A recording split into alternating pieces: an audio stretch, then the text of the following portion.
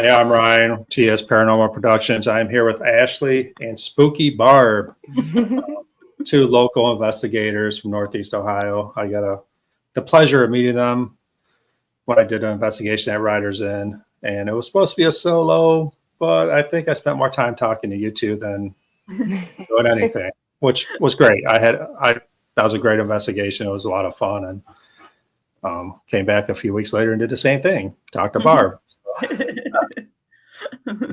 So we'll get into it. Whoever wants the generic questions.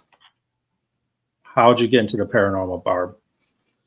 Oh gosh. Well, it started when I was a kid. I think that's the story with everybody. Everybody saw something when they were younger. I definitely saw something probably when I was about between 8 and 10 years old. Long story short, there was something next to I would sneak into bed with my mom because my dad worked third shift. And there was something next to the bed and scared the heck out of me, of course. And as a kid, you cover your head and you look back, it's gone. Did I really see that? But as a kid, it scared me to death. But what concreted it for me was several years later, my parents had bought me a group of books. It was like by Time Life, and it was wizards and witches and fairies and all that. And one of the books actually had a picture of what I saw next to my bed. So I was like, well, okay.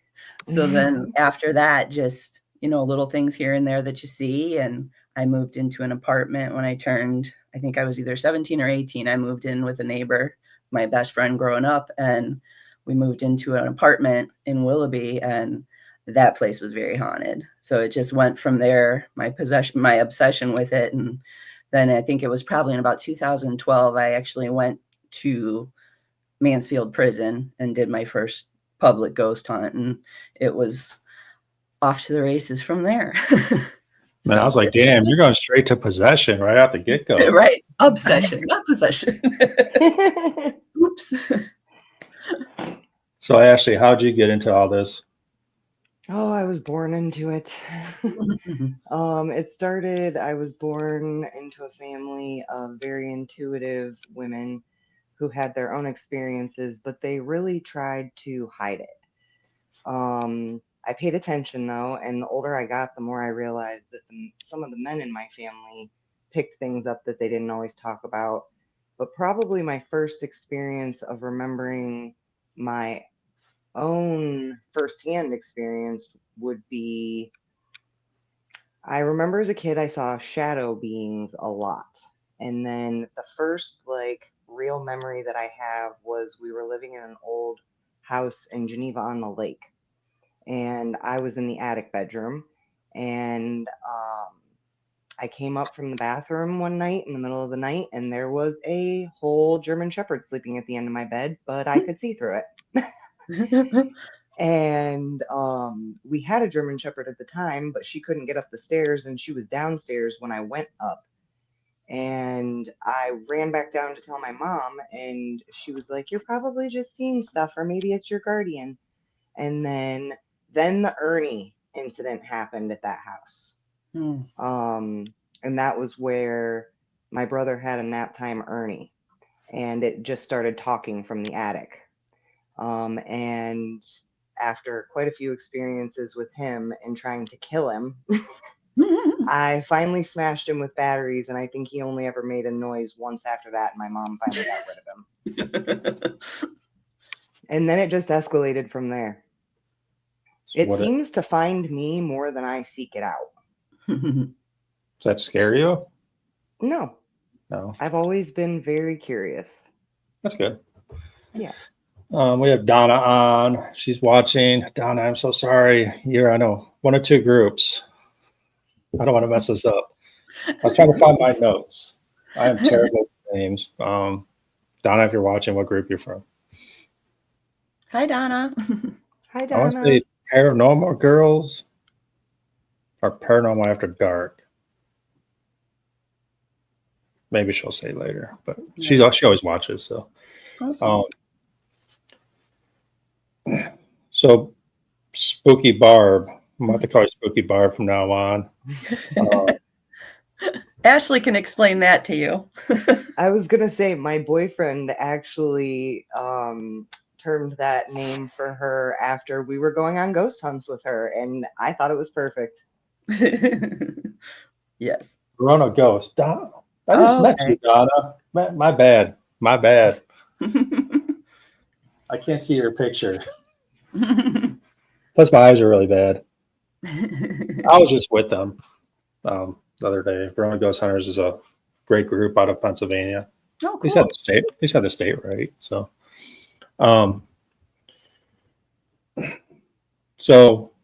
lost my train of thought. Sorry. We derailed it for you.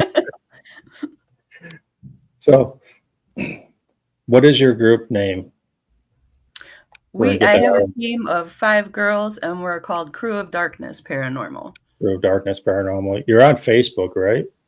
Yeah, well, we don't actually have a team page. We actually turned it into more of a public page. It's called Paranormal Gathering page, because we just figured we wanted to share it with everybody and have everybody share their team information, con information, all that kind of stuff. So we just made it public and changed the name. So, but we're still out there. We haven't done a whole lot lately. I have been kind of slowing down a lot due to some medical issues, but I still like to get out when I can and do some investigating if possible and support the cons and the causes and all that good stuff.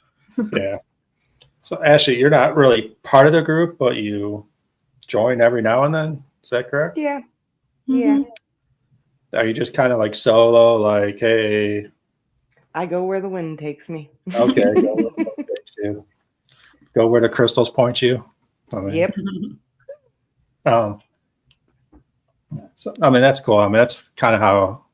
I still have a group, but I've been not trying. It's just the way like life is. Like, it's just sometimes easier. Like another group's doing something. Hey, I'll jump in. You get invited. So. Right. Exactly. 7 team members. It's very hard to get everybody together. Right. I find it a lot easier. Just collab with people. That's always fun, and it's always interesting to see how different people investigate. I love it. Like I said, Donna from Verona Ghost. I've been talking to Nacho for a while. I think I looked the other day and it was amazing. Like our emails, there was like 87 of them or something like that. Like, whoa, okay. Right. Finally got to meet them. Great investigators. Everybody we met that night we had 27 spirits there also, and I cannot pronounce the other name that was there. They're a new group, but everybody was fun and we had a good time. But yeah, and we talked about that. It's fun investigating with new people, but you got to be careful too. There's some crazies out there. So absolutely. And hi, Kathy Sparrow. I see her saying hello in the comments.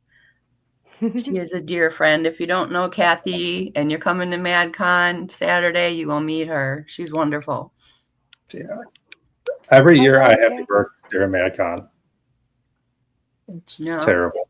So won't be there this year. I'm trying to get a few of my group members to show up, but we'll see what they do. It's always a good time, and it's for a good cause. So it's always fun. And every year it gets better and better. They raise more money. It's for cystic fibrosis, and you get to tour the building. You have, free room to go through the building. There's vendors, there's some local celebrities, and it's always a good thing. So definitely make it out if you can. Spooky Barb is going to be there, local celebrity. So, yeah, I don't know about celebrity, but I will be there sitting in my chair somewhere. I'm actually going there the 22nd with RC Paranormal from Southern Ohio. So I've talked to them on Facebook, I believe, but I don't think I've actually met them yet. So cool. That'll be fun. Neither have I. So we've been trying to get together for like a year. So it just happened. He's like, let's do Madison. I'm like, sweet. And he's like, I've been there 3 times. I'm like, well, this will be my 13th time. So right. I think I lost count. Ooh. That place is awesome. Hopefully it's lucky number 13. They don't know this and they're not probably watching this, but we're going to do double S's method up in the attic. Nice. The 2 rooms, for 13 times the darkest rooms for me. We got to get some answers out of those rooms. So we're going to do a double Estes in both those rooms and see what happens. That'll be interesting. So that's one thing that's been coming up a lot is the double Estes method. People doing it. Getting some pretty good results from it. So I've never done it. We're going to try it out the 22nd. Verona Ghost Chasers did it. They actually had, I don't know who was in there. I don't know if Nacho went in there or not. I think Nacho did. Nacho and one other guy. There's 2 coffins in a vampire room. They did double Estes in the coffins. So now, when you say double Estes, do you have the 2 different SB7s running? One person asking questions, or? I was downstairs investigating when they did it. So I believe it was 2 different SB7s or spirit boxes, whatever you want to use. So they got some good results. I didn't watch the YouTube video yet. I plan on it. Just time, work, you know. Right. Catching up with everything. Yeah. So it's never going to happen. So. So we're going to talk about where I met you two, and Ashley. So I'm from this area. Riders Inn's always been like a, you know, even when I was a kid, it's haunted. It's haunted. And you post on Facebook, I'm like, heck yeah, I'm going. And I'm like, I'm gonna do a solo. It's not that big. Then I show up and Ashley's sitting outside, and she's like, Barb's inside. I'm like, okay. I know who Barb is, but I knew you weren't Barb. So talked to Barb a lot, did some investigating, came back, talked to Barb more, and you came inside. And, you know, you really weren't supposed to be there, but you felt like you were supposed to be there. That's what you told me. Yeah. So why? That night, I don't know. It was actually strange. I think if I remember correctly, I texted Barb that morning, didn't I? We were chatting that morning, and then you were like, hey, if you want to. And I was like, okay. Yeah. One of those spur of the moment. Hey, if you're free. Yeah. I mean, it was cool talking to both of you. I mean, for me, that was one of the best experiences I had with external tools. Like those lights that you had, I still can't get over them. Tripwires. I'm still like, I need my own, I think. Those are cool. Those are definitely cool. Yeah, so it was Damien, Michael, and Nacho did the double Estes. Did you guys use 2 different spirit boxes? We'll see if he gets back with that. But yeah, it was very interesting. You know, we talked about mediums and sensitives. I told you how I thought about them. I'm not knocking anybody, but I can tell you one thing. And I talked to my group after talking to Ashley. I'm like, you got to meet this girl. Like, when you impress me with that stuff, because I am not impressed at all with crystals, tarot cards, nothing, but you impressed me that night. So Thanks. I guess you made an impact on me into a different realm, I guess you want to say, and made me a little bit a believer. So we love to hear it. Yeah. I mean, I think I was telling everybody like, oh man, this girl, Ashley, she was, I couldn't explain half the stuff you were doing, but it was cool. You opened my eyes up a lot, which I'm always open for.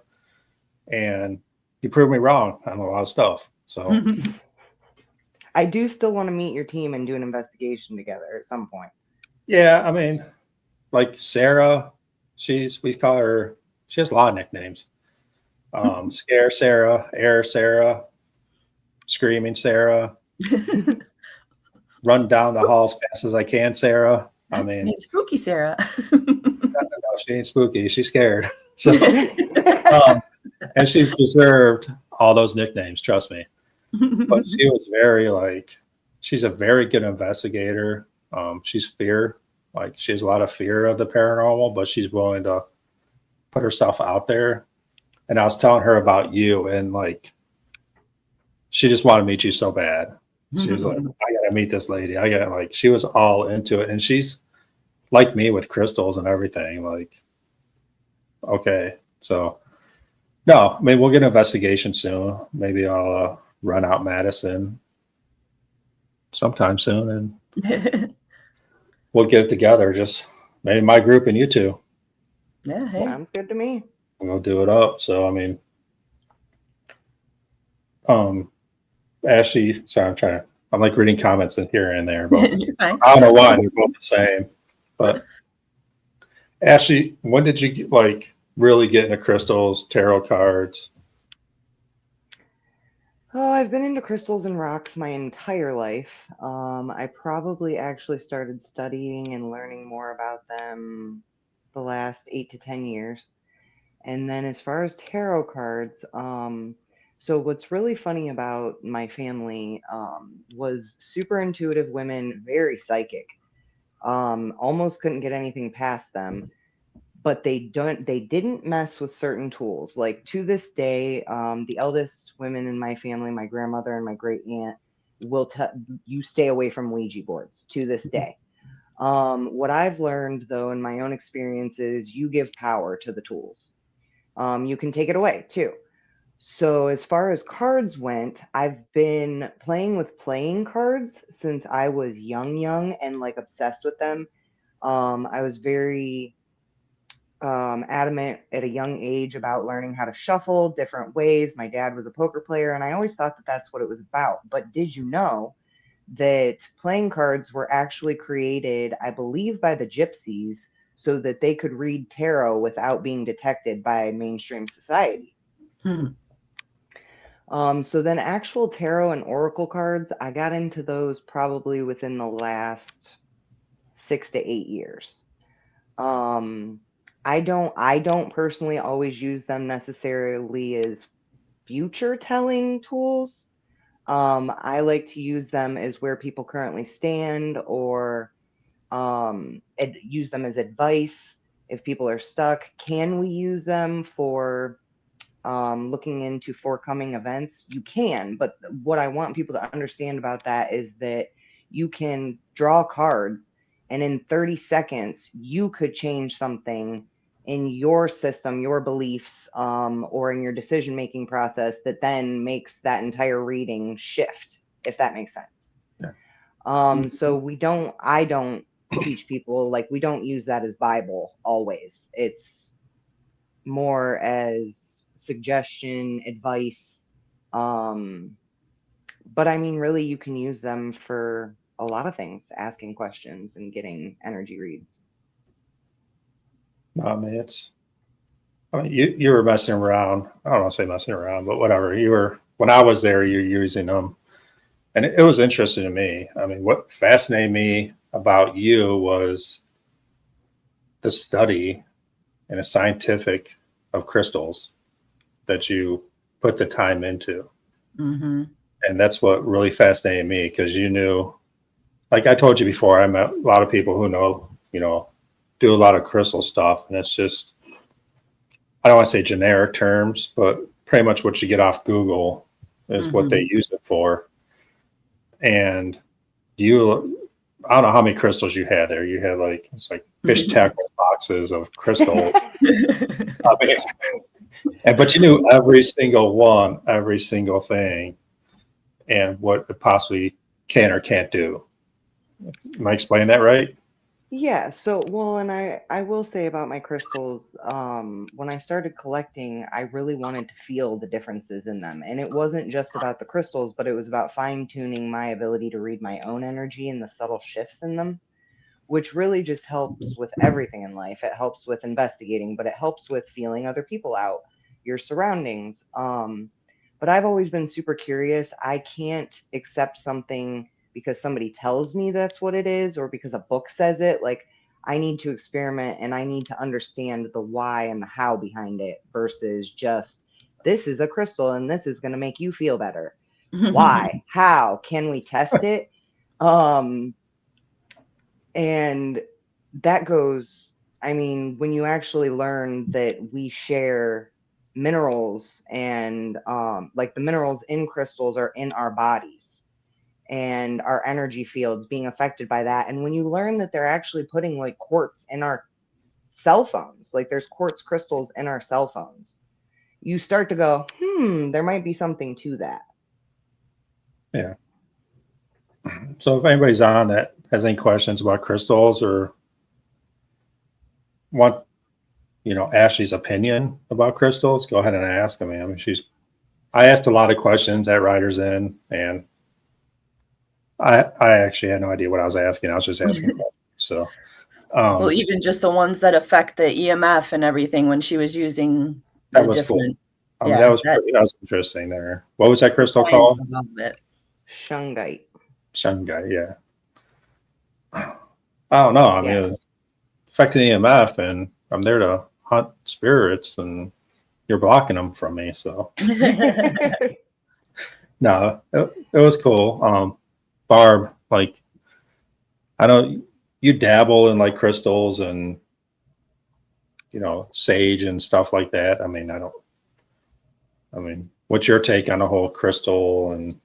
Well, I wish I could keep it all in my brain as much as Ashley does, because I can't memorize. I know amethyst. I know, quartz, rose crystal, the differences of a couple, your favorites, the ones that are good for protection, this and that. But her mind is just, it's amazing to me because she can keep that all in her head. She's amazing with astrology. There's just so much. But for the crystals, for me, I personally just, I laugh because I tell my husband I'm a cheap date, just buy me rocks. I don't care. They're beautiful to me. So to me, it's just more the look of it. And then I will use some for protection and whatnot. But yeah, so it's just, for me, it's more of, I'm just attracted to the looks of the crystals, and hey, if they have powers that help me, that's great too. But I wish I could memorize them all. I struggle with that. I want to give her credit for her intuitive attraction, and most people are. It's actually really interesting to me, especially when I started in crystals, and I was starting with those. When I actually dove into astrology and like esoteric symbolism, it was insane to me because the crystals that I've been attracted to my whole life were the crystals that work best with my energy and my being and my zodiac signs. And that blew my mind. But what I've always found when I ask people, like, what's your favorite crystal? And they have one, it's always fitting and it's intuitively on. And that's what you're really good at, Barb, is you're really good at intuitively picking those things up and what you need, whether you remember what it's called or not. Right. Well, that's good. Yeah, I know what works for me when I need it. The green one is good for this. Yeah. And that, hey, if you know that part, then you're already ahead of the show. Yeah, I mean, I think, Spooky Barb's like 99% of the people out there that use crystals, looks, feelings, like, I think this one's going to work for me type stuff. I mean, and there's nothing wrong with that because you're going with your, I guess, gut feeling, your gut energy of what's going to work, intuition. Yeah. I mean, that's how majority of people live life. So, nothing different than a crystal, I guess. So, oh man, Bobby Nacho's on. How's your back, Bobby? He hurt his back right before the investigation, so I'm glad he could make it out there. But yeah, I mean, crystals. Ashley, I kind of hate you for this. Thank you, and I'm sorry. You got me more intrigued into them. I have all the crystals up here that you gave me. Every now and then I'll go there and look and see if anything, I guess, speaks to me. Nothing yet. So, and that's okay. Maybe they just need to be in your field. Yeah. So one day I'll get there. One day. Yeah, you probably shouldn't climb that coffin or casket. The bad back. It's probably a bad idea. You probably climbed the one I climbed into, and there was a rod straight in your back the whole time. So, when I was at Grand Midway, I wanted to spend the night and sleep in that casket, but it was so uncomfortable and it was so far from the bathroom. I'm like, no. That was the deciding factor. It was. It truly was. I'm like, that is way too far for me to walk to the bathroom. I mean, I went into it. Like, no. I was doing an Estes method in there with my buddy Bird. Was he asking questions and I wasn't getting anything. So I'm like, just close the casket. Like, we got to get somewhere here. Still nothing, but as Nacho says, all for science. So Right? You yeah, never know what's going to happen and not. no, I mean I have my recorder going also, so Mhm. maybe something's on that. Oh, we'll talk about that in a second, Nacho. So what do they call it, like mirror scribing, or when you stare into a mirror? Mhm. Scrying. Mhm. Okay, that's mirror scribing. I've done it a few times just out of boredom, Mhm. at places. I'm gonna tell you what, like it was freaky as hell in that casket room. I've never had anything close. I've done it probably 4 times in my life, and usually, like your eyes will, start playing tricks on you. You'll see a Right. little bit different. And this is gonna sound like BS because to me it sounds like BS. But I kneel down, staring in this mirror, and my face disappeared. Ooh. And And this I was in can the look. canopy room? No, the casket room. Oh, There okay. was a little vanity, and I could actually see behind me, like through the mirror. Mm. Shook my head, and you guys know me, so I'm like, let's do this again. So I did it again, and like my face just went blank, no eyes, no nothing. But I could still see. Then these 2 black eyes started popping out of my face. Ooh. So I backed out. Like, That at freaks that me point, out. I'm done. I'm like, that's a little freaky. Like I've done this 4 or 5 times, and I'm like, nothing even close. And it wasn't like I was staring for a half hour. We're talking like 2, 3 minutes. That's it. Wow. So of course, me being a good friend I am, I'm like, hey, Bird, go do this. Your turn. Awesome. So he kneels down, stares in the mirror, and it's like a minute, minute and a half.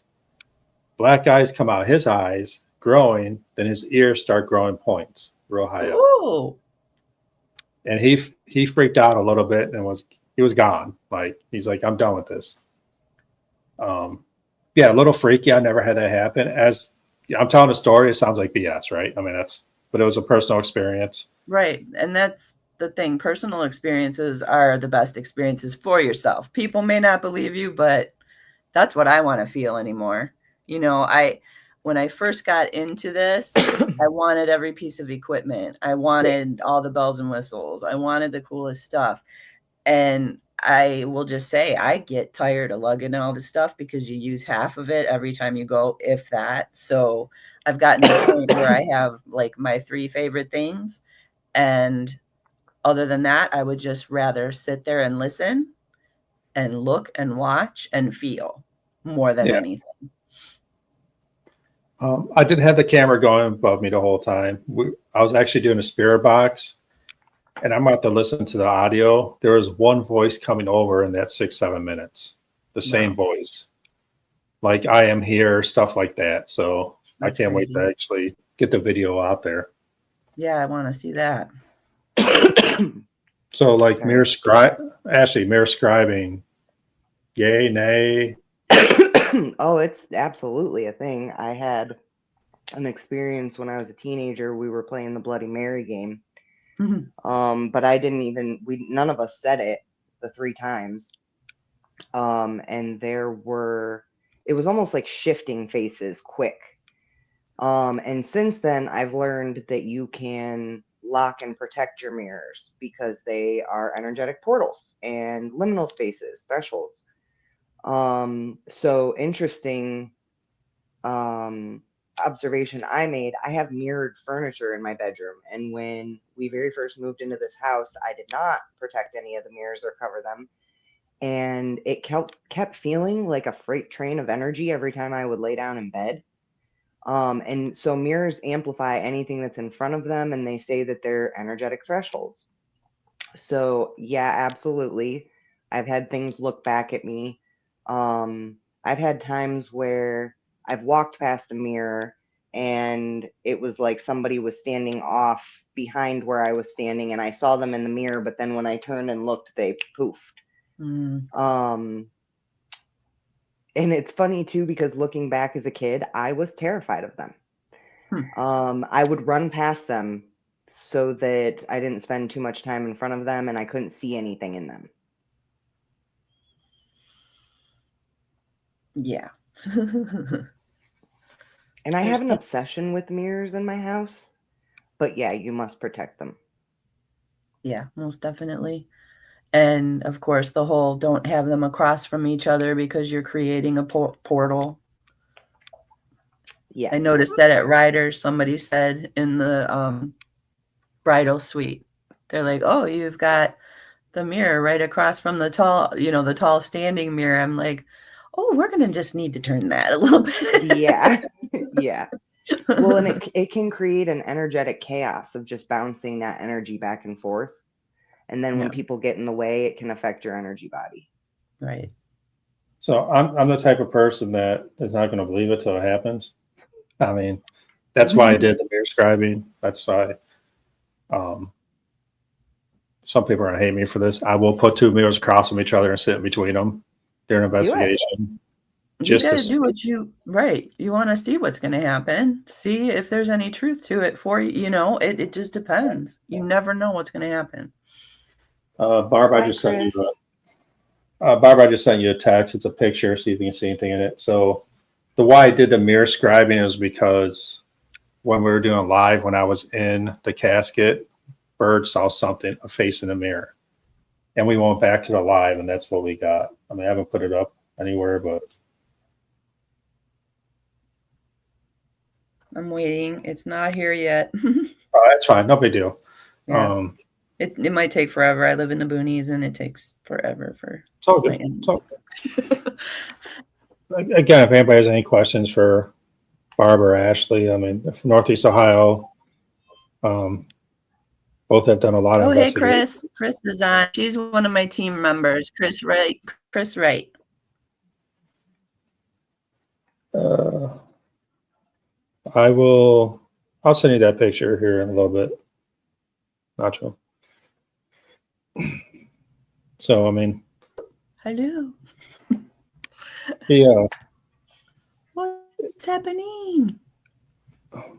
You're all breaking up. Spooky Barb's getting spooky over there. You're like frozen. She's frozen in the darkness. Yes, in the darkness. Send her a spooky picture and look what happens. Oh. I was going to say there for a second, I thought I saw a face in her frozen screen. I'm screenshotting that.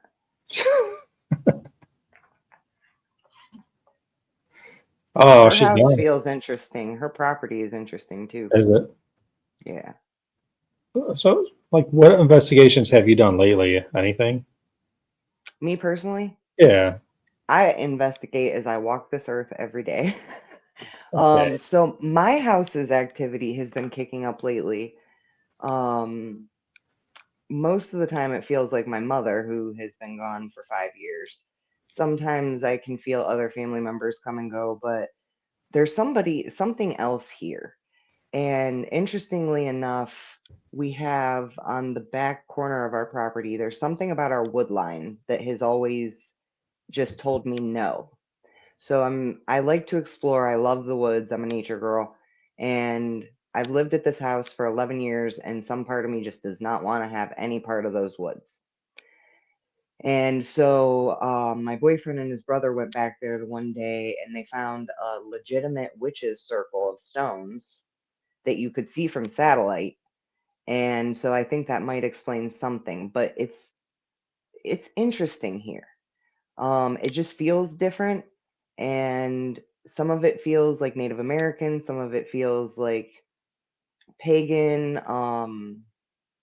But whatever's in the house is almost like I literally hear 50s music play at the one end of our house, and nobody's playing it outside. I don't have neighbors close, and I see a man, I'm guessing from the 1950s, walk through my living room all the time. But lately, it's been getting more interesting. Like the footsteps are picking up, lights turning themselves on and off. The best one ever was the candle, which I blame on my mother. There was a candle that lit itself while the power was out. Pretty much everywhere I go, I'm feeling something, but the last official investigation I had was with you and Barb at Riders. Okay. Nacho wants to know your favorite place. What has you been your favorite place to investigate so far? Oh, that's tough. So I really love Riders, but I think Madison Seminary was good. I've been to a few different places and I've gone to a lot of like in personal people I know's houses and Yeah, investigated on my own. But I really enjoyed Paynesville Poorhouse. I can't remember what exactly they call it now. that's Um, that's what up and was it? down. That's up the hill, right to the left. Yes. Yeah. Yes.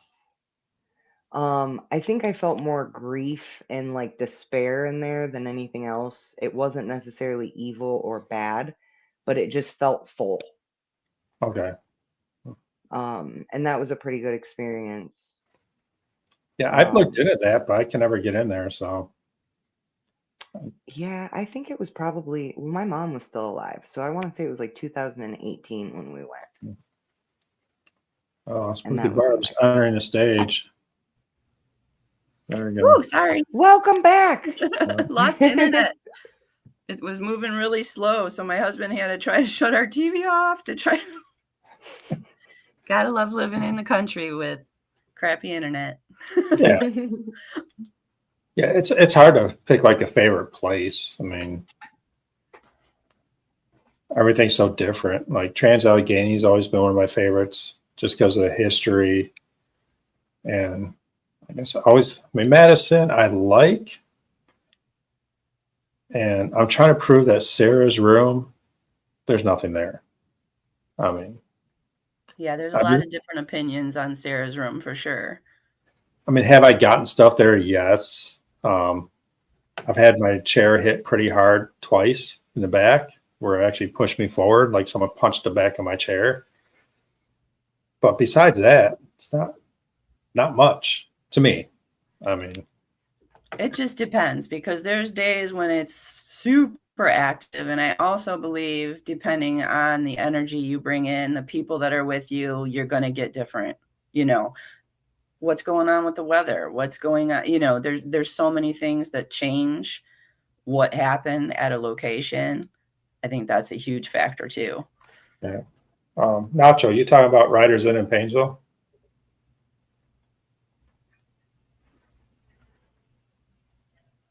We'll see what he says about that. But Okay. I might know somebody that could get you in. Perfect chat. Just saying, I got some Right. connections. We can find your connection for you. The attic has always spooked me out. All right, Riders Inn in Painesville. Okay, Nacho. I guess I'll have to make some calls on that one. But Only if we can come too. okay, Barb and No, Ashley. it doesn't have to be a requirement. Secret. Barb and Ashley are my contact for Riders Inn. So you're in the right place. We'll get that. I don't know. We'll talk and see when we get that done. Sweet. Again, but I lost my train of thought. So the attic of Madison is always scared. Like that scared me, but it's the darkest. For 12 times in a row, the back, past the doctor's office, chair, the back two corner rooms. Mm-hmm. Those two always seem to have very high energy, dark energy to me. And it's not like one time. Every time I go there, it feels just bad up there. I've had my name.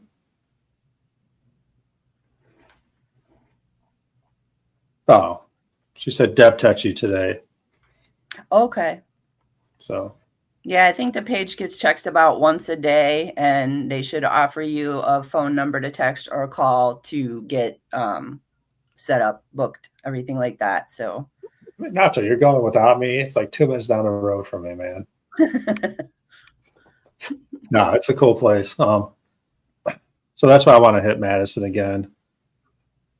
Besides that, I mean, Bel Air House is cool. Want to go back to Old Hospital on Couch Hill. I did not get much at Old Hospital on Couch Hill, but you can tell something's there. So definitely want to go back there. It's always different. It's interesting, definitely, to go back several times to a place and see what happens, because you just don't know what you're going to get. Yeah. Okay, we'll talk about, get some generic stuff down. Favorite piece of equipment to use? I'll let Ashley go first. Favorite piece of equipment? Probably. Well, for me, I'm just a simple girl. I use my body and my EMF reader, but if we're talking equipment overall, that would be your string lights. Oh yeah, I forgot. I think you fell in love with those. Oh, I'm obsessed. And I've really been trying to talk myself out of buying my own pair because I'm like, do I need them? I mean, I kind of do. They would be cool to have. I think Yeah. Nacho has like the 36-foot one. Jeez, They're really? amazing. Oh Nice. yeah, he wraps the whole house in it. It's ridiculous. Nice. So Kathy and Deborah said, yeah, definitely. Third floor of the attic. I think Madison, the women get the major hits. I was Like- going to say that's where I would get so sick. Yeah. Mhm. Yeah, I could see that because, and I know there have been times when my daughter Madison has been there, and I used to help volunteer and do tours there. And at one point, she was like she was my helper on the tour, and I had mentioned that to one of the people that were on the tour that she's in the medical field, and we were up in the attic, the asylum attic area later.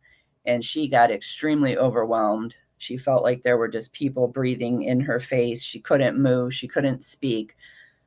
So I took her out. As soon as we were off the third floor, she was absolutely fine. But I made sure to take her downstairs. I said, get outside, walk outside, hug a tree, do something, ground yourself. But she definitely had some experiences there. The first time her and I went there together, we had some interesting experiences, and we ended up right before Adam bought it, her and I went on our own investigation there, just the two of us in the seminary by ourselves, which was quite interesting. We went live a couple of times. We didn't really have much happen, but we both felt the need to go back in there and kind of face our fears. After the first time she went, she had gotten scratched, and it was her first investigation, so she was really nervous about it. So we did go back together, and it took us a little while to go up to the third floor, but we made it up there, and we sat to where we could face out to the main big room. So we were right in front of, to where you could sit and see both hallways. And we sat up there for a good 20 minutes, 30 minutes, and nothing happened at that point, but I think your husband turned the TV back on. Can you hear me?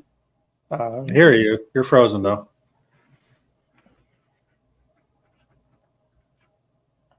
She'll come back sooner or later. So yeah, Deborah, the stairs are not fun at Madison. They're not terrible, but when you're done, go down and you forget your recorder up there.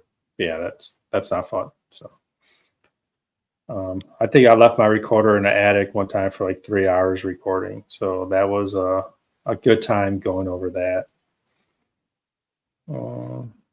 I guess males can be targeted. I mean, it feels like girls just have more interactions, I guess, at Madison compared to anybody else. But I've had my name. I've had a lot of stuff happen to me, and some guys have. It just seems like the women have more, I don't know, spookiness in Madison to me on the third floor. So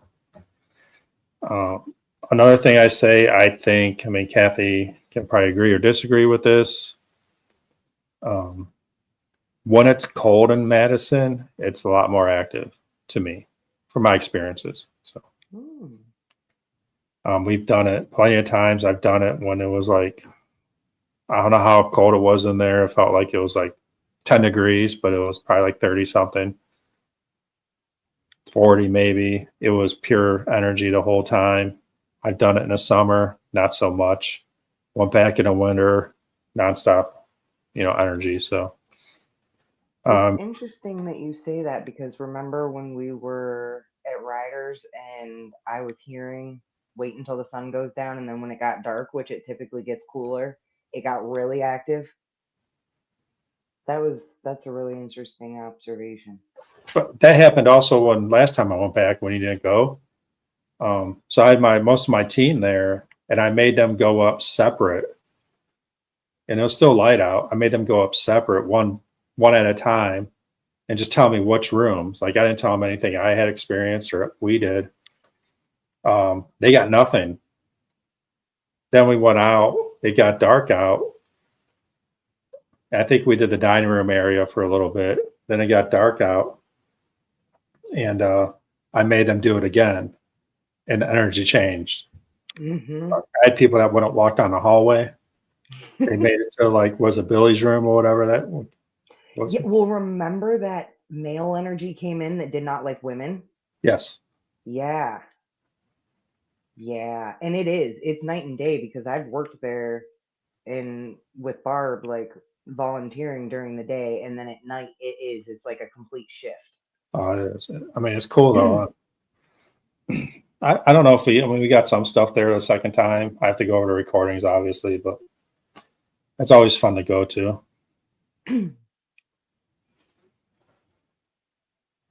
The mirror closet. You're talking about Madison. What's that called? Yeah, the mirror closet. I've been in there a few times. I've done Estes by myself in the closet. To me, it's a prop. I don't get anything. Was it Madison? Yeah, the Devil's Toy Box. That's what it's called. Oh, okay. The first time I went there, it was dark. I mean, I know it's all mirrors, but it's so dark you can't even see the mirrors. So the second time I went there, I got little tea lights, battery tea lights, and put one in the corner so you actually see the mirrors. I thought it'd be a little freakier. I think it's a prop. I think you can call spirits in there just like anywhere. My daughter got scratched in there. We did a Estes method in there a couple times. Had my daughter and another investigator in there, closed them in, left a cell phone in there on speaker, and we went down a hallway and asked questions. And we got some good responses. There you see, Paranormal After Dark, Pennsylvania just jumped on. How you doing? Hi. I called them out earlier, but I was totally wrong. So, no, I mean,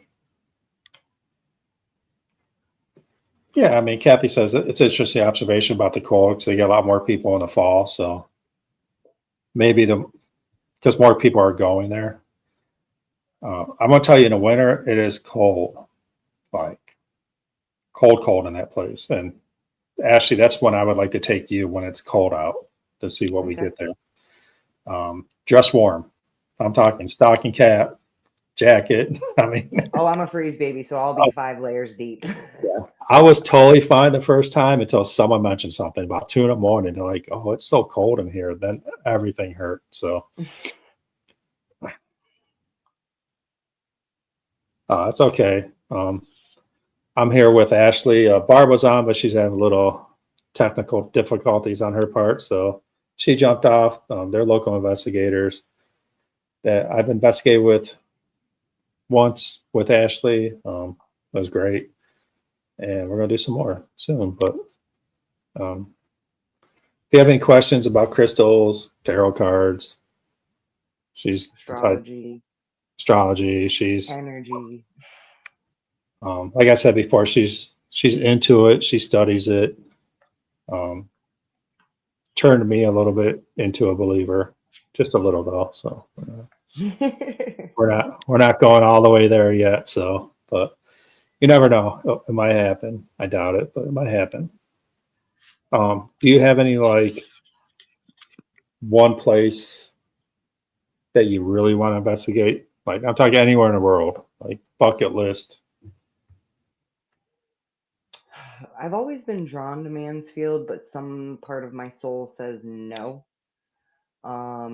I've had dreams since I was young that I need to be careful because energies could attach to me. So I am very careful and I listen to my gut.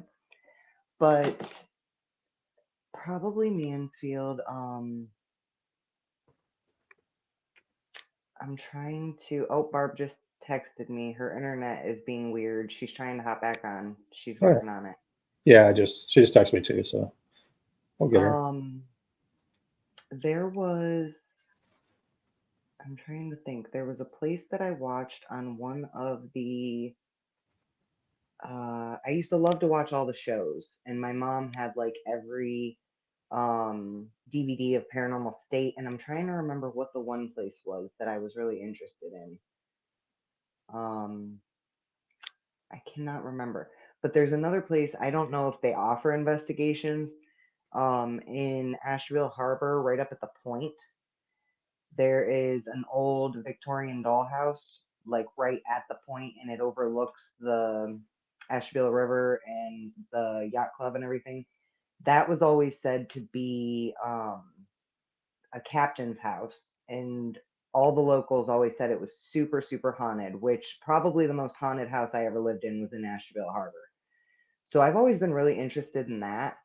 But like I said, I don't know if they actually do investigations. I'm kind of just always open. Like if the opportunity arises and my gut says, let's go, I'm like, I'm Yeah. in. But I really wish I could remember what place. It might have even been in Columbus. Is it the basement? There's, I think it's all brick and it's like a bar and nightclub that's down in a basement.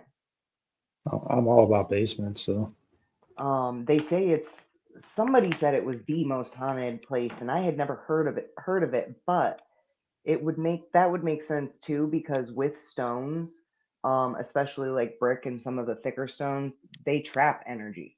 yeah. So if there's no flow, it would make sense as to why those are so haunted. Yeah, I mean, I want to go over to the UK sometime. That's like my dream. I mean, Yes. I did a podcast with Emily Paranormal from over in the UK, and she's out all the time. And she did the True Crime Museum, and she got to go in there and do an investigation. I don't know. She was in there a long time, but with all the artifacts of true crime and everything, and probably in a building that's built in the 1600s, 1500s also. So I told her if I ever get out there, she has to take me there. So she said she would. So I just got to get over to UK sometime. I do have to say, Nacho, that is amazing. He said, I had a follower until I went to Mansfield. When I left, he stayed there. I would hope that would be how that would work for me.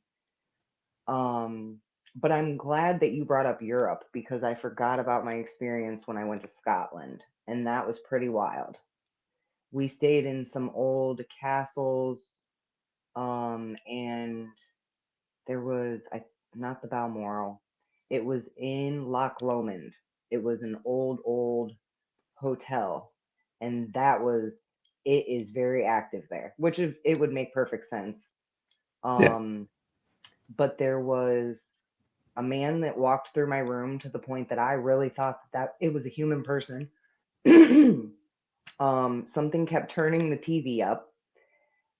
I felt like I was being watched through paintings in the hallways. And for the most part, it just felt like very curious energies.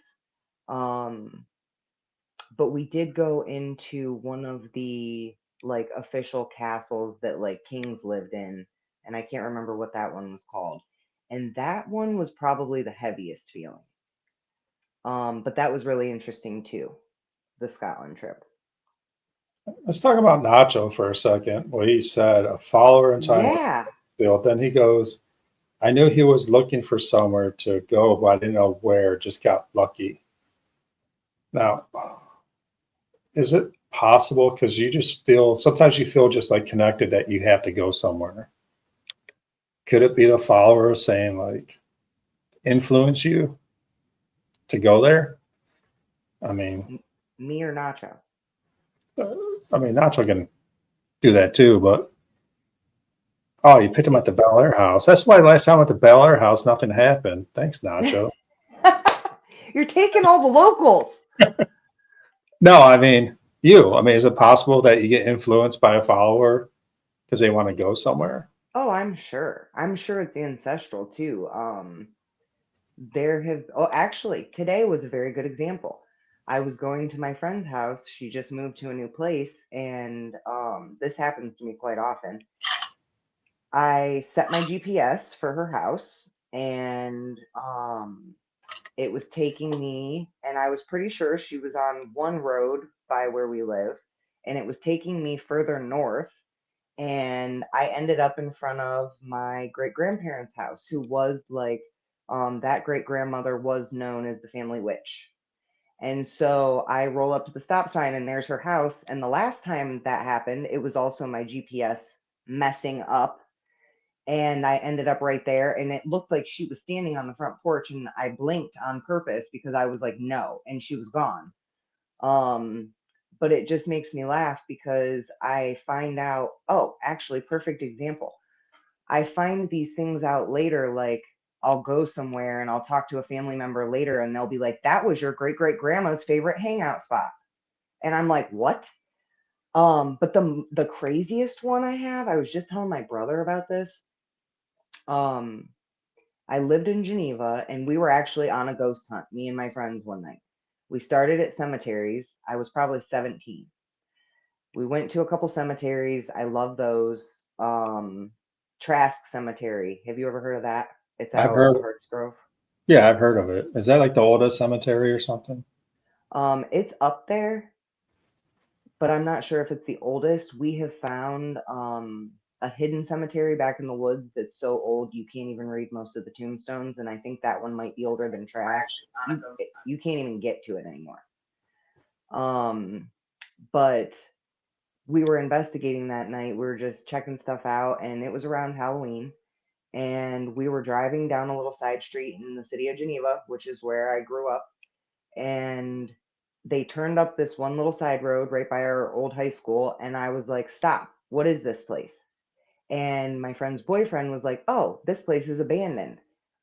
We've heard from some of our friends that it's haunted back there, and they've been chased out of there, which is also similar stories to Trask Cemetery. Like my dad had stories about that place, and so have a lot of other people I've spoken to as soon as you say the name. And it doesn't feel good there. Like I don't go there. And if we drive past there, it's like I go quick because something about that place does not sit well with me. But anyway, in Geneva, he told me that, and he was like, let's go back and check it out. And I was like, we're kind of trespassing. And he's like, nobody's lived here for years. Nobody's coming. So we went back there. We did have some experiences. Like it sounded like people were in the woods, but there's no houses that close. Um, we swore we heard somebody continuing to walk up behind us. And then my friend's boyfriend heard somebody call his name. I don't think I was with them when that happened. But then the next morning, I called my mom and I'm like, you're never going to believe where we went and da da da. And I'm describing it. And she's like, wait a minute. Are you talking off Sherman? And I'm like, yes. And she's like, does it go down a hill? And I'm like, yes. She goes, you realize that the last person to live there was your grandfather when he owned an apple orchard. She's like, I drove tractors there. And I was like, what? And she was like, I've never showed you that place. She's like, how did you end up there? I said, I don't know. We were driving past it, and I was like, what about this place? She's like, yeah, it's in your blood. And so I asked her, I'm like, did you have any experiences there? And she was like, oh yeah. She was like, it was so haunted. She's like, and I used to say stuff to my dad about it, and he would just be like, nope, we don't pay it any attention, and you don't give it power. So his MO was just to ignore it like most people.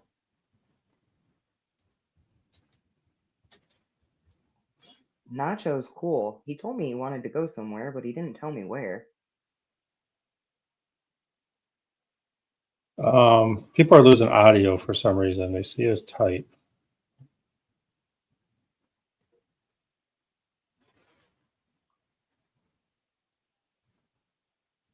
We'll see. Oh, I type and it goes in two different places now. So I forgot I was on YouTube also. So no, it's cool how you can I don't know. Like I had we did Trans Allegheny, then it just felt like I had to go back there one time. Like it just felt like we were trying to find a different place to go to, but it just kind of seemed like Trans Allegheny was. Um, it just felt like it was calling me. I don't know why. I mean, I don't think I had attachment or anything. Maybe I did have a follower. I don't know.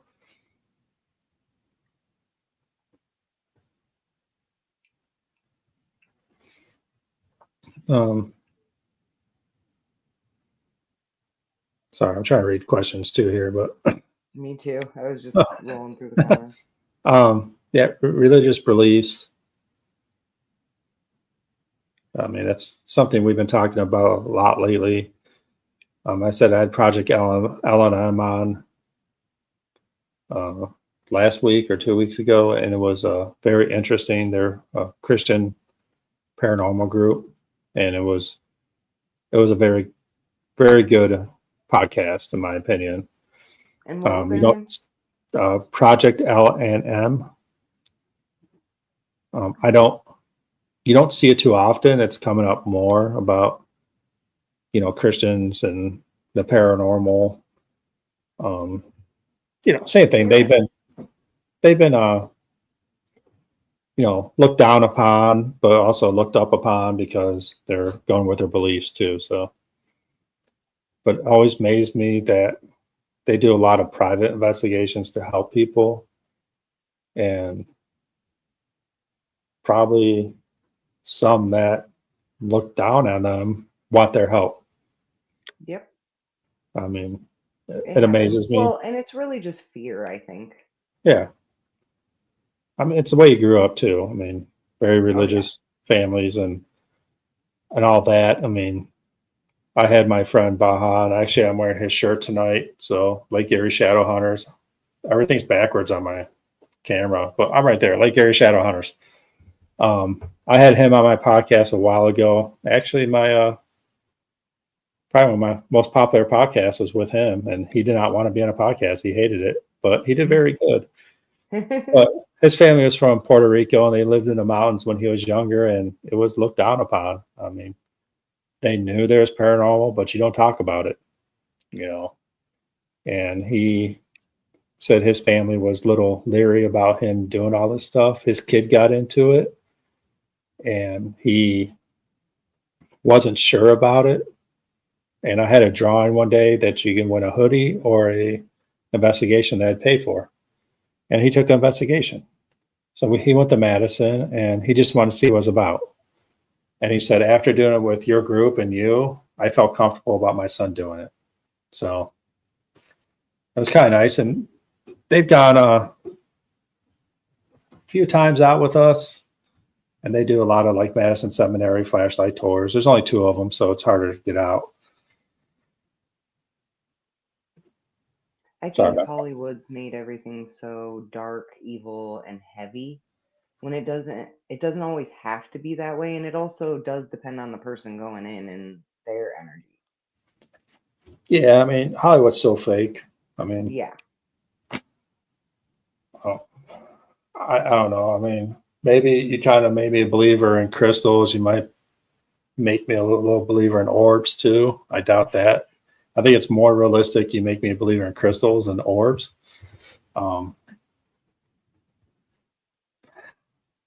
It's always a demon, Nacho. You know that. But orbs, I think there's just. I think we talked about riders. There's just way too many other things it can be. Right.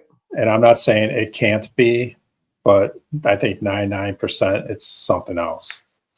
So I can't take really any evidence from that.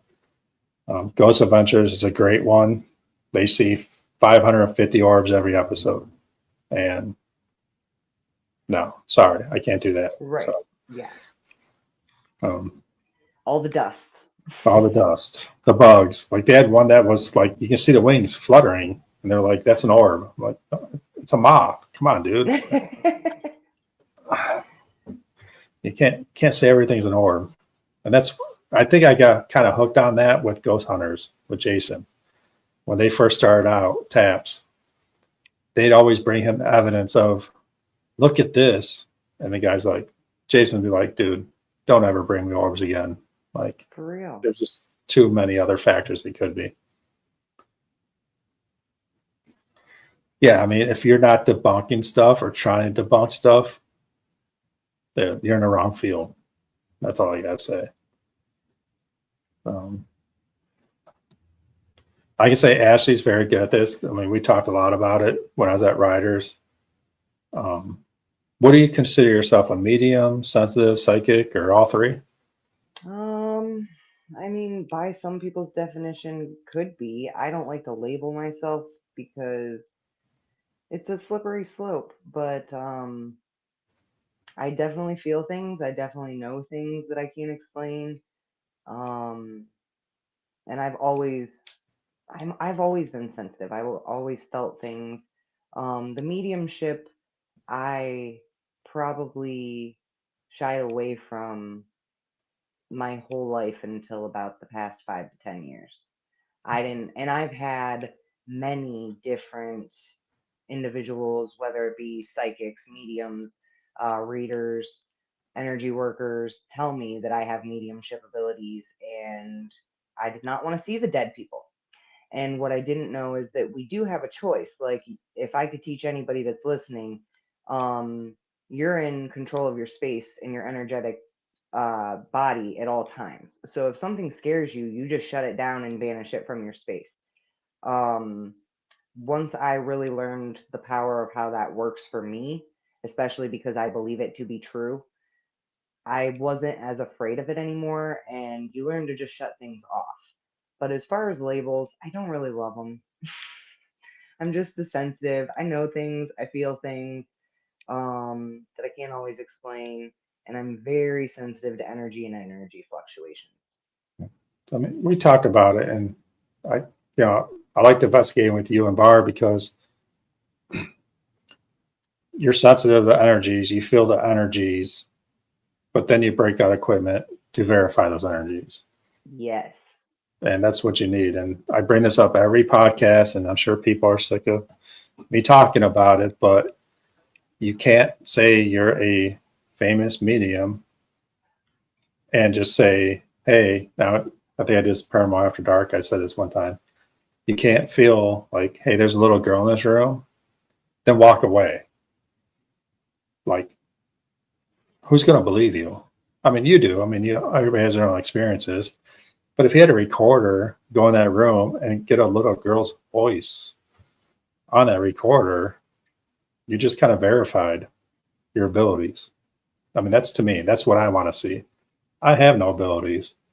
My ability is to hit record on my recorder.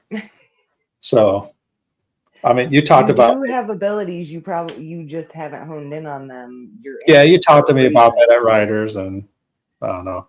I think that's a conversation me and you can have on our own. So, there's a couple conversations we need to have on our own. There's one I do want to tell you about, but I don't want to say it on here because people might think I'm crazy. But it really hit everybody here. I mean, aren't we in good company? Yeah, we are. I mean, I love all these people. I think everybody's been on my show or watched it or I met them that's on right now. I mean, I said everybody I've ever had on a podcast, dude, it's unbelievable. This podcast so far, just the people I've met.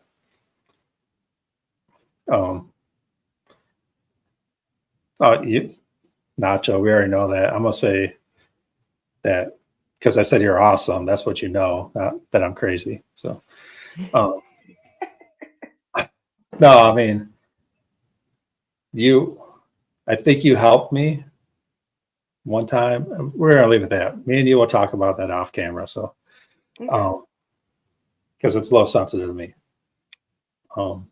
So I don't know. I'm wondering. I don't know if we're gonna get Spooky Barb back.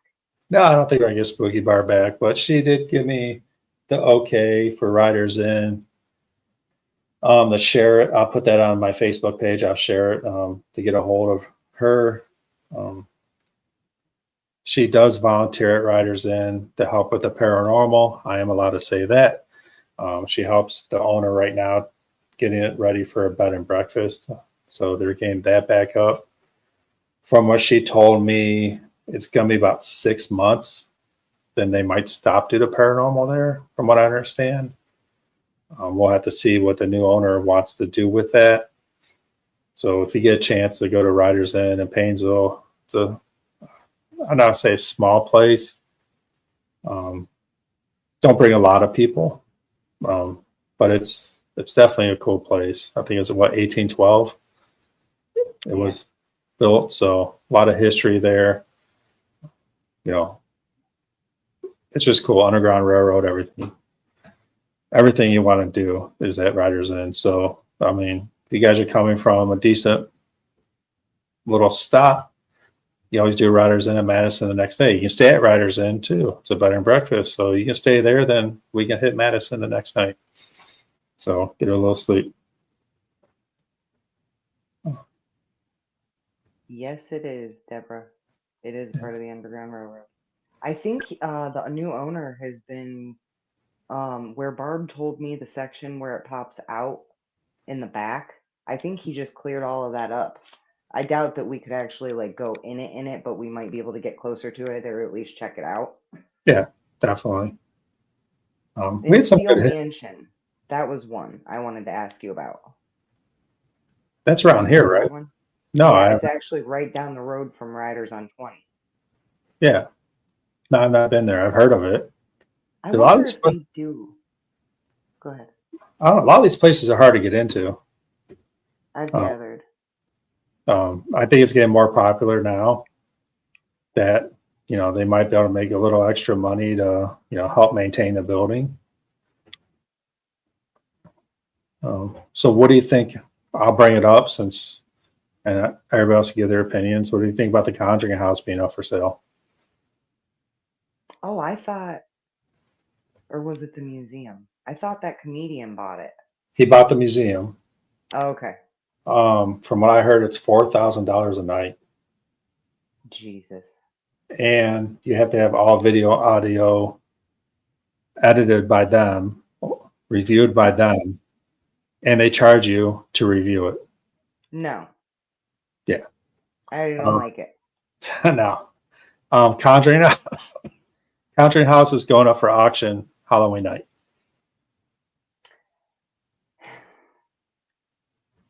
I don't know how I feel about that, to be honest. I say good heard- luck to whoever buys it.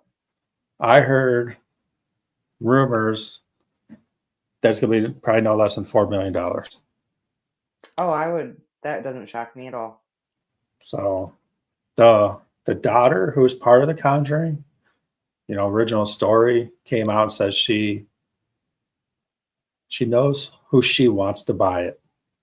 She won't say who.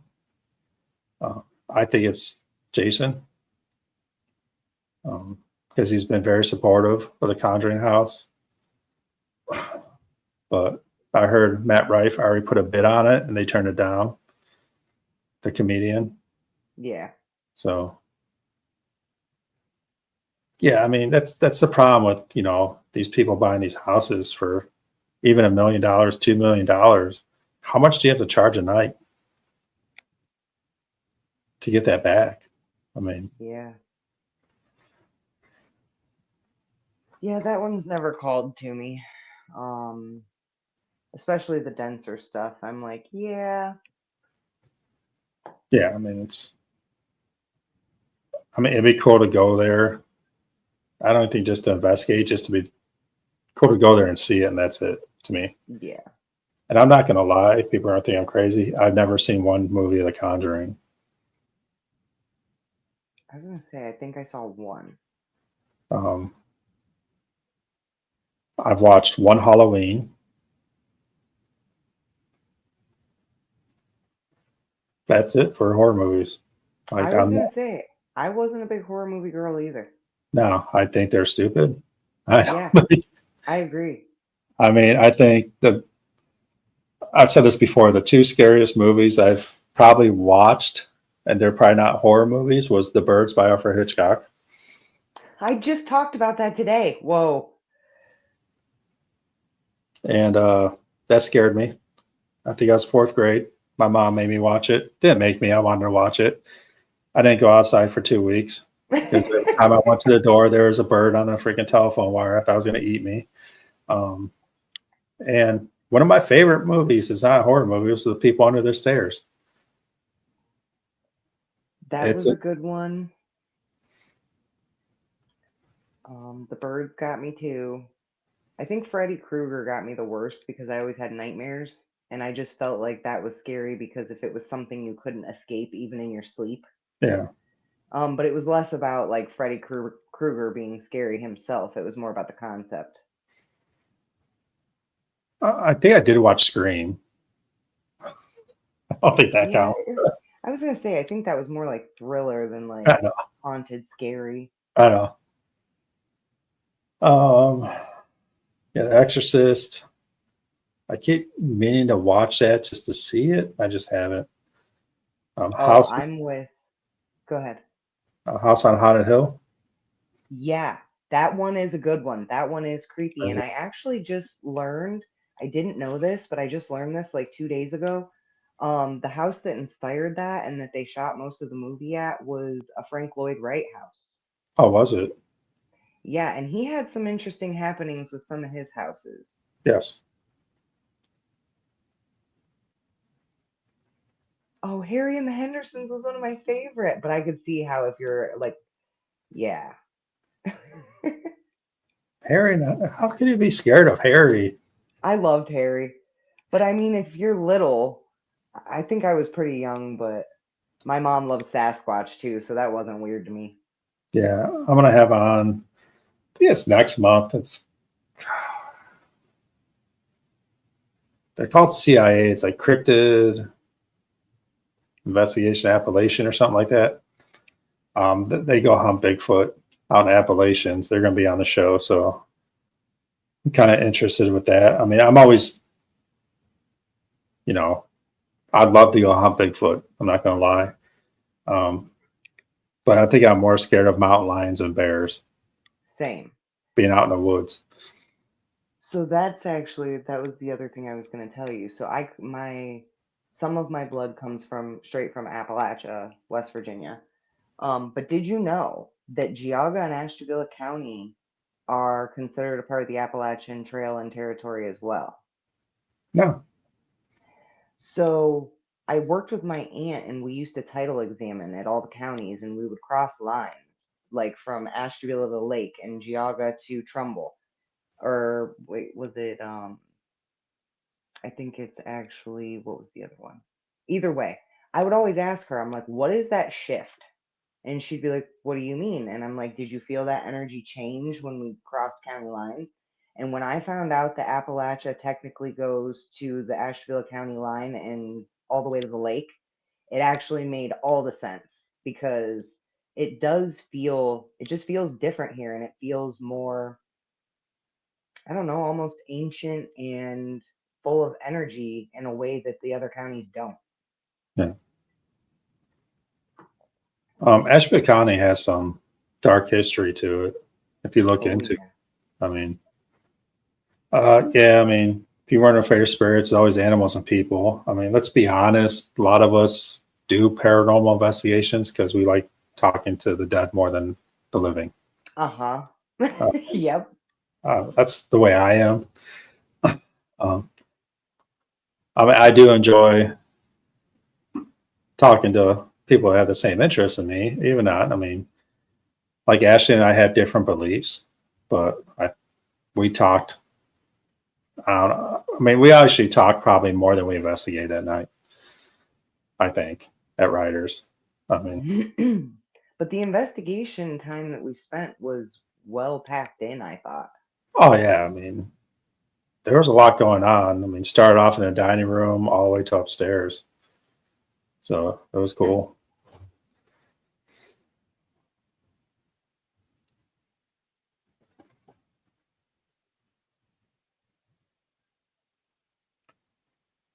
So I'm trying to read all these here. So me too.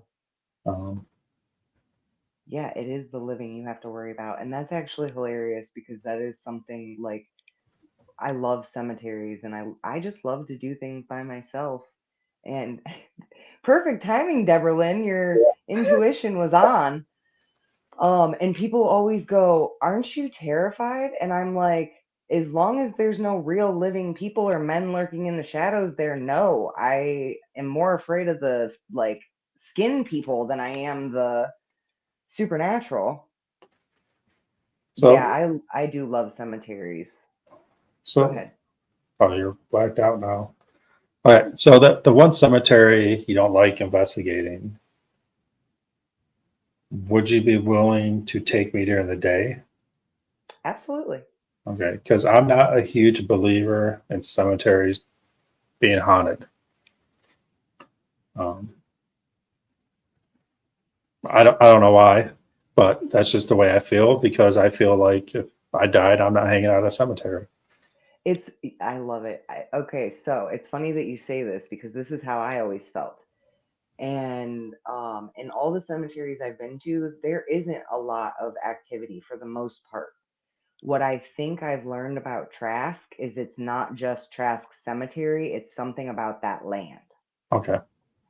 So the stories that my dad had, it's right off of 166 on Trask Road. It's out here. It's by Medieval Fair, like literally right through the woods. And probably the most haunted property I've ever been on was my boyfriend's, which was literally just behind this property. Um, and what's wild about this is I grew up my dad telling me the stories of Trask Cemetery, and all his friends had all these stories, and other people and locals. And I was always like, is it that bad? And then I met my boyfriend, and he talked about how haunted their land and house was. And when I found out that it was literally right through the woods, I was like, okay, there's something going on because that whole, like, it's like past just a block. It's probably 2 or 3 blocks. And I mean, the entire area around here feels like this. It's just in different capacities. So my dad started telling me that they used to go party at that cemetery when they were younger because it was so rural and they wouldn't get busted. And the one night they literally all got there, and this little old lady started chasing them out and yelling at them, but nobody could understand what she was saying. And by the time she got to him, he was like, she was your typical ghost. You could see through her. She looked like mist, and she was mad. And the only thing he was understanding is she wanted him to go away. So they did. Well, then we started hearing the typical local stories of she was a witch that lived there and she used to hang kids in bags from trees and all this other weird stuff. Well, then he would also go on to tell me more stories like there was a skinless deer where you could see its muscles and organs and it was like killed and processed, but it would just run past them. And he's like, I don't think that was real. So all these stories over the years, I started having my own experiences at my boyfriend's house right through the woods from there, and those were not great. Like, actually, just a couple years ago, his dad owns the property right next to that place that they used to live, and I will not go back there. We got to the front gate, and me, my best friend, and my boyfriend were all thinking about it, and my best friend's like, "Come on, I'm going," and I was like, "You're going alone, because I'm not going back there, especially now that it's grown over." Because we saw things like that we could not explain. One of them being, it looked like a big bird human, and it's out far enough that it's not just somebody deciding to mess with us, and like everybody was accounted for. So when that stuff started happening, we had drove past there a couple times, and there was one night where I felt super sick when we were getting ready to go buy it on a four-wheeler. And I was like, yeah, maybe I'm not going to do that. And so I was like, I'm going to go really fast past this place. And it almost felt like something was like trying to pull me in. So my mom, who loved all things paranormal, I called her and was talking to her. She's like, we're going. And I was like, we'll go during the day, but I'm not going at night. And she was like, okay. So we went there the one day, and they actually have some of the driveways blocked off. You can get in enough to park and walk it. And her and I pulled in. We got out of the car. I told her, I'm like, the nausea is starting, Mom. And she's like, yeah, I'm feeling it. And she started to walk, and it literally felt like somebody stuck their hand on the back of my neck, like, stop. And I was like, and she went, did something just touch your neck? And I went, all the hair on my body stood up and my energy just flushed. And I was like, nope.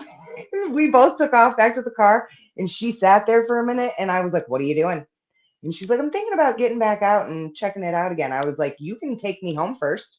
Yeah, I'm done. Yeah. So I'm not necessarily sure that it's just the cemetery, because I agree with you. Why would anybody want to hang out there unless they're trapped? Yeah. But I think it has more to do with that land. Okay. I want to give a little shout out here. Christopher Boggs, the mortician. I never really talked to him. I follow him on Facebook. If you ever get a chance, if you don't follow him. He has it's like coffee talk or something in the morning that he does. It makes you think. I mean, the dude should be writing books, in my opinion. Oh, I love it. I mean, just it makes you think. Christopher, I said I never talked to you before, but thanks for posting that stuff. It's always good reading, and hopefully enjoyed your trip that you just did. So just want to give a little shout out to him. So What's up, Christopher? I don't know if he's still on, but whatever. I saw him pop up, so I figured I'd give him a little shout out. He has I'm terrible with names. Skylar Parakeet is his daughter. She's making some good waves in the paranormal field too. She's fun to watch also. So both very good investigators. All right, so yeah, we'll have to. So we got to hit Madison together. I'll get that together. For sure. Maybe it has to be cold though. November-ish. We'll try to go. Then maybe next month we can try to hit that cemetery dinner day one time. And I do like cemeteries, not just for investigating. I mean, I'd really never investigate there because I don't believe in it, but they're just out of respect. They're so peaceful. They are peaceful, and there's, I feel different with cemeteries. They're just a lot of forgotten at cemeteries too. So yeah, just go pay our respects. So we'll have to do that maybe next month when it's not too cold out. Yeah, let me know. Yeah. I don't have much more to do. Just giving those shout outs, Paranormal After Dark. Yeah, we have to get together sometime and do an investigation. Charleston's a place I really want to go. Yeah, she had a very good story about that when she was on.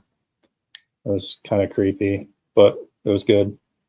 She's been a lot of places to investigate, so a lot of good stories. We talked about doing our big trip out there next year. I would like to get to Pennhurst sometime and investigate out there. So that's kind of in the works. I just don't have a date yet. I'm waiting for my vacation boat to get out next year, but I'm going to rent out Pennhurst by myself. So, or private. I'm not going to pay for the whole thing, but privately. And we'll do Pennhurst together. So, but I don't know. Anybody else have any questions? If you have questions, ask them now. I was telling them before I came on, I like to keep this under an hour. Obviously, we're an hour and 29 minutes right now. It never happens. But no, it was cool. It was a good conversation. It's good talking to Ashley. Missed you at the last investigation. You weren't feeling well. I was so sad. I'm not going to lie. I was so sad. But yeah, we'll definitely get together soon. I know it kind of looks like I'm just looking at the bottom of my computer. My camera's up here, so I have a hard time looking at my camera. Plus, I hate being on camera. So, me too. I have a question. What is your question?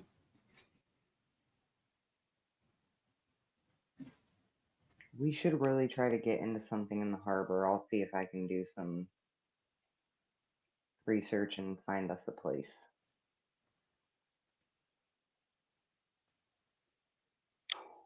That's a good question.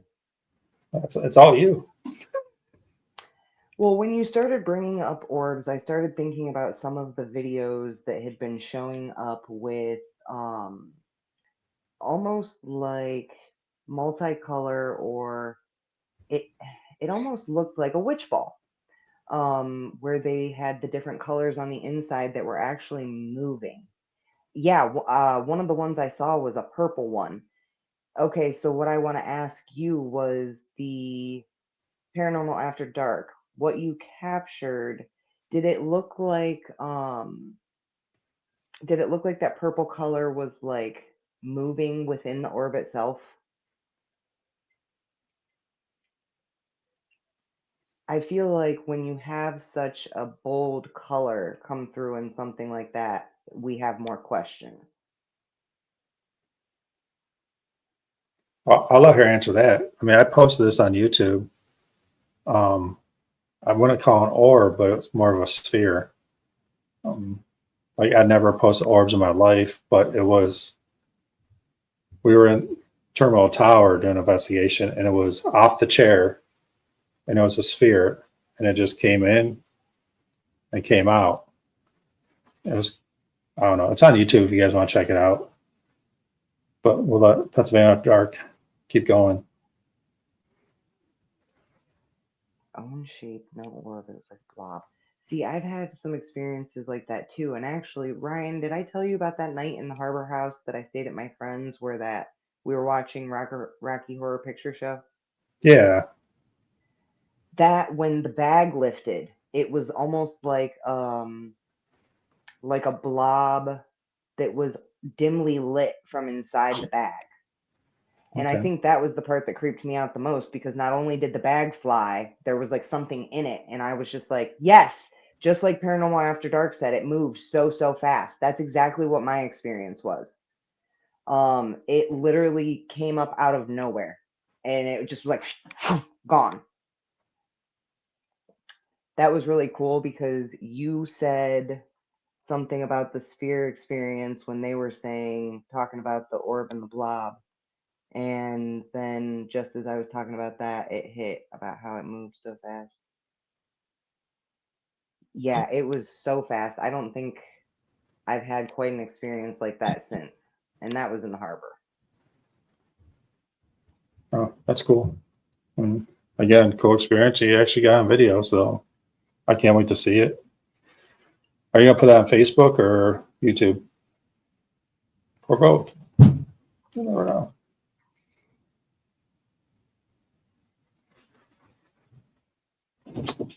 We'll let her answer this, and we're gonna wrap it. Sounds good. I was going to say, I could tell you stories about ghost experiences and otherworldly experiences on Trumbull Road right around the corner from Trask for days. Well, I mean, Gremlins and crazy. the good thing is I have a podcast, and we can do this anytime. So, True. I'll save them. I've got plenty in my pocket. yeah. Well, I'm glad you're waiting for the owners to okay it, because that's what you should be doing. But hopefully we get to see it. If not, we'll take your word for it, because I believe you. So. All right. Well, we're going to wrap this up. It's an hour 33 minutes. I don't know if Barb is watching. I don't think she jumped on. She had internet problems, but I'll text her thanks a little bit later. Again, thanks everybody who joined in. Good questions, good feedback on everything. Again, we got some coming up. I actually have 4 this week coming up, so I'll be jam-packed this week with podcasts. I don't even know who's next, but we'll figure that out. I have 2 more on Wednesday. So Paranormal Penny Pinchers out of the UK will be on.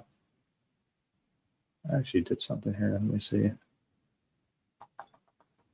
And Angie Spiritual will be on Wednesday. So 2, 4, and 7. Then I'm excited about this one coming up. Charlie and Tanya from Old Hospital on College Hill. Then we have Ghostly Gatherings and Our Appalachian Nightmare. That's going to round up my month for podcast and one investigation. So again, I appreciate everybody being on, and we'll catch you hopefully Wednesday and keep bringing the questions. Thanks for having us. Yep. Thank you. All right. Have a good night. You too.